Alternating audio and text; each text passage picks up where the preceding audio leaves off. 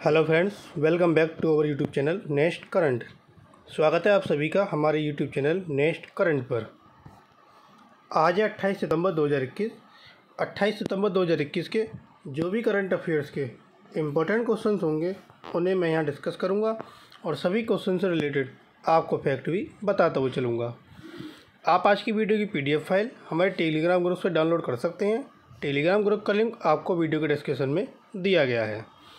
अगर आपने अभी तक हमारे चैनल सब्सक्राइब नहीं किया है तो हमारे चैनल को सब्सक्राइब करना ना भूलें और साथ में नोटिफिकेशन बेल को भी प्रेस करें ताकि आपको सभी वीडियो के नोटिफिकेशन मिलते रहें। तो चलिए शुरू करते हैं आज का अपना पहला क्वेश्चन। हाल ही में किसने अंतर्राष्ट्रीय ऑनलाइन शूटिंग चैम्पियनशिप 2021 में कांस्य पदक जीता? तो ये कांस्य पदक किसने जीता? विष्णु शिवराज पांडियन ने। Option D. 26 सितंबर को जीता, जो कि आपका अंतर्राष्ट्रीय ऑनलाइन शूटिंग चैम्पियनशिप 2021 हुआ था। इसमें जीता 10 मीटर एयर राइफल स्पर्धा में कांस्य पदक जीता।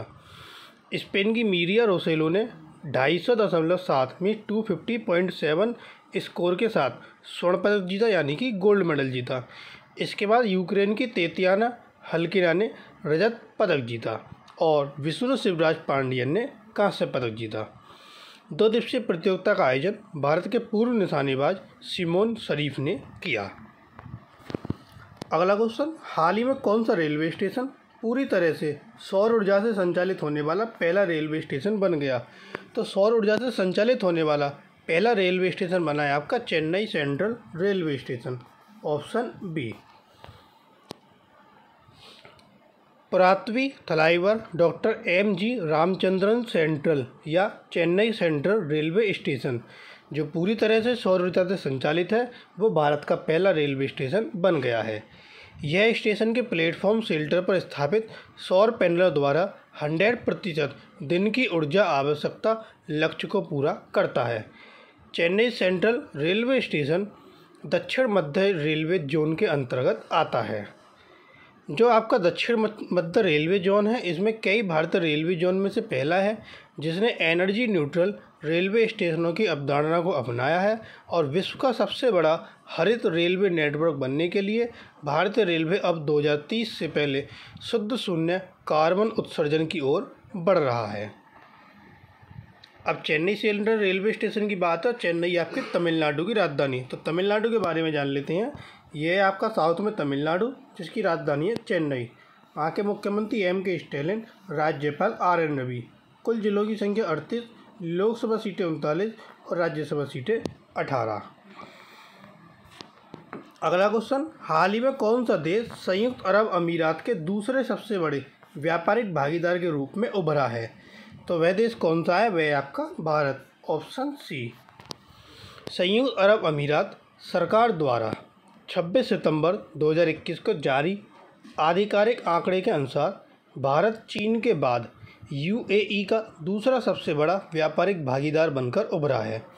भारत के साथ कुल ट्रेडिंग वॉल्यूम 2021 की पहली छमाही में 38.5 बिलियन दिरहम को छुआ है। भारत के साथ व्यापार वर्ष दर वर्ष 74% बढ़कर 67.1 बिलियन दिरहम हो गया, जो 2020 की पहली छमाही में 38.5 बिलियन था। अगला क्वेश्चन, हाल ही में किस राज्य को सोजत मेहंदी के लिए GI टैग मिला? तो ये GI टैग मिला किसको? राजस्थान राज्य को। Option D. राजस्थान की सोजत मेहंदी को सरकार से भौगोलिक संकेत या GI टैग मिला है। सोजत मेहंदी राजस्थान के सोजत में उगाई जाने वाली मेहंदी की पत्तियों से निकलती है। मेहंदी की पत्तियों में उच्च मात्रा में लॉन्सोन प्राप्त करने के लिए वर्षा जल द्वारा इसकी पूरी तरह से प्राकृतिक रूप से खेती की जाती है। GI टैग का उपयोग एक निश्चित भौगोलिक क्षेत्र से उत्पन्न होने वाले कृषि, प्राकृतिक या निर्मित उत्पाद के लिए किया जाता है। अब यह टैग राजस्थान को मिला है, तो आइए राजस्थान के बारे में जानते हैं। ये है आपका राजस्थान, जिसकी राजधानी है जयपुर। वहाँ के मुख्यमंत्री अशोक गहलोत, वहाँ के राज्यपाल कलराज मिश्रा। कुल जिलों की संख्या 33, लोकसभा सीटें 25 और राज्यसभा सीटें 10। अगला क्वेश्चन, हाल ही में किस राज्य के पहले पालमेटम का उद्घाटन किया गया? तो पहले पालमेटम का उद्घाटन किया गया उत्तराखंड राज्य के। Option A. उत्तराखंड के पहले और पूरे उत्तर भारत में सबसे बड़े विशेष वनस्पति उद्यान पालमेटम का उद्घाटन 26 सितंबर को किया गया। पालमेटम को उत्तराखंड वन विभाग की अनुसंधान शाखा द्वारा हल्द्वानी स्थित उत्तराखंड वन अनुसंधान संस्थान के परिसर में विकसित किया गया। पालमेटम में ताड़ की लगभग 100 विभिन्न प्रजातियां हैं और पालमेटम को लगभग 3 एकड़ के क्षेत्र में फैले 16 लाख की राशि के साथ केंद्र सरकार की प्रतिपूरक वनीकरण नीति प्रबंधन और योजना प्राधिकरण योजना के तहत वित्त पोषित किया गया है। उत्तराखंड में यह उद्घाटन हुआ तो उत्तराखंड के बारे में जानते हैं। यह है आपका उत्तराखंड, जिसकी राजधानी देहरादून। वहाँ के मुख्यमंत्री पुष्कर सिंह धामी, वहाँ के राज्यपाल गुरमीत सिंह। कुल जिलों की संख्या 13, लोकसभा सीटें 5 और राज्यसभा सीटें 3। अगला क्वेश्चन, हाल ही में किस संस्थान ने चाय की पत्तियों पर उन्नत शोध के लिए पतंजलि आयुर्वेद लिमिटेड के साथ समझौता किया? तो यह समझौता किया टोकलाई चाय अनुसंधान संस्थान ने। Option B. असम के जोरहाट जिले में टोकलाई चाय अनुसंधान संस्थान ने पतंजलि आयुर्वेद लिमिटेड के साथ एक समझौते ज्ञापन पर हस्ताक्षर करने का निर्णय लिया। समझौते ज्ञापन का उद्देश्य दवा, सौंदर्य प्रसाधन और वेलनेस उत्पादों में उपयोग किए जाने वाले चाय की पत्ती और बीजों से रासायनिक यौगिक को निकालने पर उन्नत अनुसंधान पर सहयोग करना है। और टोकलाई जो है वो विश्व का सबसे पुराना और सबसे बड़ा चाय अनुसंधान संस्थान है। और यह समझौता पतंजलि आयुर्वेद लिमिटेड के साथ हुआ। पतंजलि असम में औषधीय वृक्षारोपण को बढ़ावा देने के लिए असम उद्योग और वाणिज्य विभाग के साथ काम करेगा और असम के सोनितपुर और हरिद्वार में निर्मित उत्पादों के लिए किसानों से वापस खरीदेगा। अगला क्वेश्चन, हाल ही में स्वच्छ सर्वेक्षण के 7वें संस्करण का शुभारंभ किसने किया? तो स्वच्छ सर्वेक्षण के 7वें संस्करण का शुभारंभ किया हरदीप सिंह पुरी ने। Option C. आवास और शहरी मामलों के मंत्री हरदीप सिंह पुरी ने 27 सितंबर को नई दिल्ली में स्वच्छ सर्वेक्षण के लगातार 7वें संस्करण का शुभारंभ किया। यह स्वच्छ भारत मिशन शहरी द्वारा आयोजित दुनिया का सबसे बड़ा शहरी स्वच्छता सर्वेक्षण है। इस वर्ष का सर्वेक्षण 2 जनसंख्या श्रेणियों की शुरुआत करके छोटे शहरों के लिए समान अवसर प्रदान करेगा, 15,000 से कम और 15,000 से 25,000 के बीच में। इसे पीपल फर्स्ट की मुख्य फिलॉसफी के साथ डिजाइन किया गया है और यह 73 शहरों को स्वच्छता मानकों पर रैंक करता है। अगला क्वेश्चन, हाल ही में एनसीसी के महानिदेशक के रूप में किसे नियुक्त किया गया? तो एनसीसी के महानिदेशक बने Gurvir Pal Singh. Option D. Lieutenant general Gurvir Pal Singh को 27 सितंबर को राष्ट्रीय कैडेट कोर या एनसीसी के महानिदेशक के रूप में इन्होंने पदभार ग्रहण किया। उन्हें 1987 में पैराशूट रेजिमेंट में कमीशन दिया गया। उन्होंने कश्मीर में घाटी क्षेत्र के गहन आतंकवाद विरोधी माहौल में और लेबनान में संयुक्त राष्ट्र अंतरिम बल में एक विशेष बल बटालियन की कमान संभाली थी। Lieutenant general Gurvir Pal Singh lieutenant general तरुण कुमार आइच की जगह लेंगे और वे 34वें महानिदेशक बने हैं। कौन? गुरवीर पाल सिंह। एनसीसी जिसकी स्थापना 1948 में हुई थी और इसका मुख्यालय है आपका नई दिल्ली में। अगला क्वेश्चन, हाल ही में आरबीआई ने किस राज्य के सहकारी बैंक पर नियामक अनुपालन में कमियों के लिए जुर्माना लगाया? तो आरबीआई ने किस राज्य के सहकारी बैंक पर जुर्माना लगाया? वो लगाया Jammu Kashmir. Option A Jammu Kashmir. RBI ने नियामक अनुपालन में कमियों के लिए जम्मू कश्मीर राज्य सहकारी बैंक लिमिटेड श्रीनगर पर 11 लाख का मौद्रिक जुर्माना लगाया। बैंक ने आरबीआई की पूर्व अनुमति के बिना शाखाएं खोली थीं और यह निरीक्षण national bank for agriculture and rural development द्वारा किया गया था, मीन्स नाबार्ड के द्वारा। आरबीआई ने जुर्माना लगाया जिसकी स्थापना हुई थी 1 अप्रैल 1935 को और इसका मुख्यालय आपका मुंबई में। आज जम्मू कश्मीर राज्य का सहकारी बैंक था। तो आइए जम्मू कश्मीर के बारे में जानते हैं। ये आपका जम्मू कश्मीर जिसकी राजधानी श्रीनगर। वहाँ की जो सीट राजधानी होती है वो थी जम्मू। चीफ मिनिस्टर की सीट अभी वेकेंट है।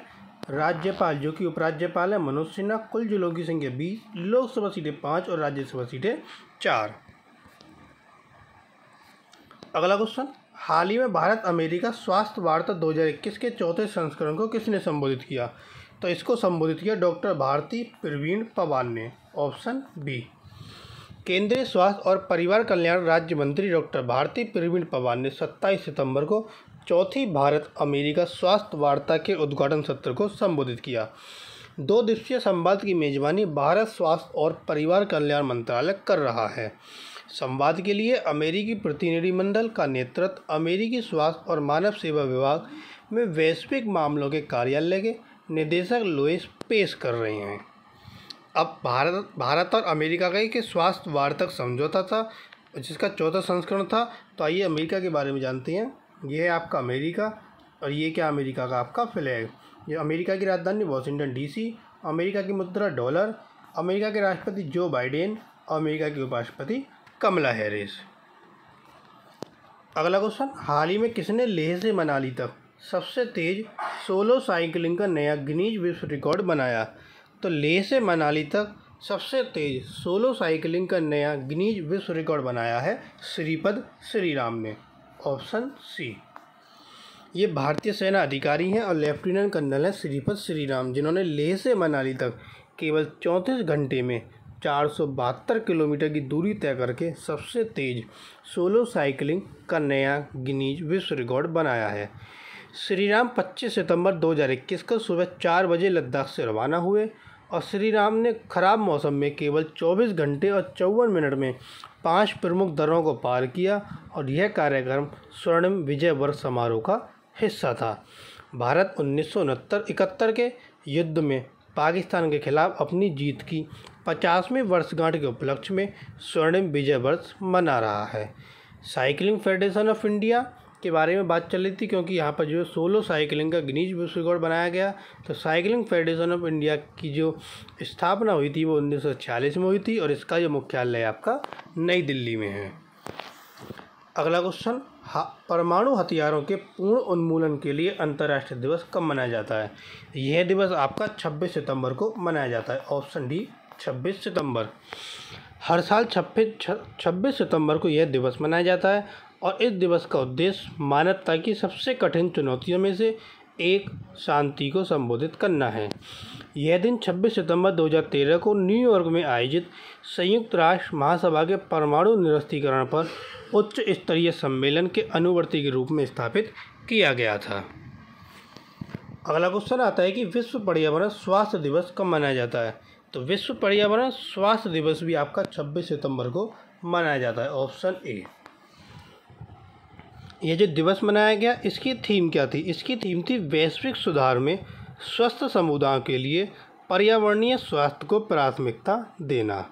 यह जो दिवस है पर्यावरण के स्वास्थ्य के बारे में विश्व स्तर पर जागरूकता फैलाने के लिए मनाया जाता है और यहाँ वैश्विक सुधार का अर्थ है कोरोना वायरस रोग की चल रही महामारी। विषय कोविड-19 से स्वस्थ सुधार के लिए घोषणा पत्र पर आधारित है जिसे विश्व स्वास्थ्य संगठन द्वारा 26 मई 2020 को जारी किया गया था। अगला क्वेश्चन, विश्व पर्यटन दिवस कब मनाया जाता है? तो विश्व पर्यटन दिवस 27 सितंबर को मनाया जाता है, ऑप्शन बी 27 सितंबर। यह पर्यटन के महत्व और इसके सामाजिक, सांस्कृतिक, राजनीतिक और आर्थिक मूल्य के बारे में अंतर्राष्ट्रीय समुदाय के बीच जागरूकता को बढ़ावा देने के लिए हर साल मनाया जाता है। पर्यटन मंत्रालय ने इस दिन नई दिल्ली में national integrated database of hospitality industry Nidhi 2.0 और India tourist statistics at a glance 2021 का शुभारंभ किया। अगला क्वेश्चन, हाल ही में हिमाचल प्रदेश में बुनकर सेवा और डिजाइन संसाधन केंद्र कहाँ स्थापित किया जाएगा? तो हिमाचल प्रदेश के यह कुल्लू में स्थापित किया जाएगा, ऑप्शन सी कुल्लू। यह हिमाचल प्रदेश के आकर्षक हस्तशिल्प उत्पादों को प्रोत्साहित करने के अलावा अंतर्राष्ट्रीय बाजार में इन उत्पादों के निर्यात के लिए एक बेहतर मंच प्रदान करेगा। इसकी घोषणा केंद्रीय वाणिज्य और उद्योग और कपड़ा मंत्री पीयूष गोयल ने 26 सितंबर को की। चंबा के रूमाल के साथ साथ कुल्लू शॉल और टोपी और किन्नौर के शॉल को जीआई टैग भी यहाँ हिमाचल प्रदेश में मिला है। बुनकरों के लिए ऑनलाइन बिक्री मंच की सुविधा के लिए फ्लिपकार्ट के साथ एक समझौते ज्ञापन पर भी हस्ताक्षर किए गए हैं। अब हिमाचल प्रदेश में यह केंद्र स्थापित होगा। तो हिमाचल प्रदेश के बारे में जानते हैं। ये आपका हिमाचल प्रदेश जिसकी राजधानी है शिमला। वहाँ के मुख्यमंत्री जयराम ठाकुर और वहाँ के जो राज्यपाल हैं राजेंद्र विश्वनाथ अर्लेकर। कुल जिलों की संख्या 12, लोकसभा सीटें 4 और राज्यसभा सीटें आपकी 3। अगला क्वेश्चन आता है कि हाल ही में किस देश ने पीएम मोदी की यात्रा के दौरान 157 कलाकृति और पुरावशेषों को सौंपा? तो यह किसने सौंपा? यह सौंपा अमेरिका ने। Option C America. ज़्यादातर वस्तुएं 11वीं CE से मतलब 11वीं सदी से 14वीं सदी की अवधि के बीच की हैं। कुछ 45 पुरावशेष बिफोर कॉमन एरा के भी हैं, जबकि आदि कलाकृतियाँ जो कि 71 हैं वो सांस्कृतिक हैं और अन्य आदि मूर्तियाँ हैं जो हिंदू धर्म, बौद्ध धर्म और जैन धर्म से संबंधित हैं। हिंदू धर्म से 60 मूर्तियाँ हैं, बौद्ध धर्म से 16 मूर्तियाँ हैं और जैन धर्म से 9 मूर्तियाँ हैं। तो ये थे आपके आज के करंट अफेयर्स के इम्पोर्टेंट क्वेश्चन। अब आता है क्वेश्चन ऑफ द टुडे। आज का प्रश्न है कि हाल ही में किस राज्य के वन विभाग ने एक मानव वन्यजीव संघर्ष शमन परियोजना शुरू की? तो ये किस राज्य के वन विभाग ने की? 4 ऑप्शन आपको दिए गए हैं, एक आंसर आपको कमेंट बॉक्स में देना है। और जो कल क्वेश्चन पूछा था कि हाल ही में बंगाल की खाड़ी में बना निम्न दाब का क्षेत्र किस चक्रवात में बदल गया? तो वह बदल गया आपका चक्रवात गुलाब में। Option B. तो ये थे आपके आज के करंट अफेयर्स के इंपॉर्टेंट क्वेश्चन। अगर आपको वीडियो पसंद आए तो प्लीज़ वीडियो को लाइक, कमेंट और शेयर ज़रूर करें। और अगर आपने चैनल सब्सक्राइब नहीं किया हो तो चैनल को सब्सक्राइब करना ना भूलें और साथ में नोटिफिकेशन बेल को भी प्रेस करें ताकि वीडियो अपलोड होते ही आपको नोटिफिकेशन मिल सके। Thank you.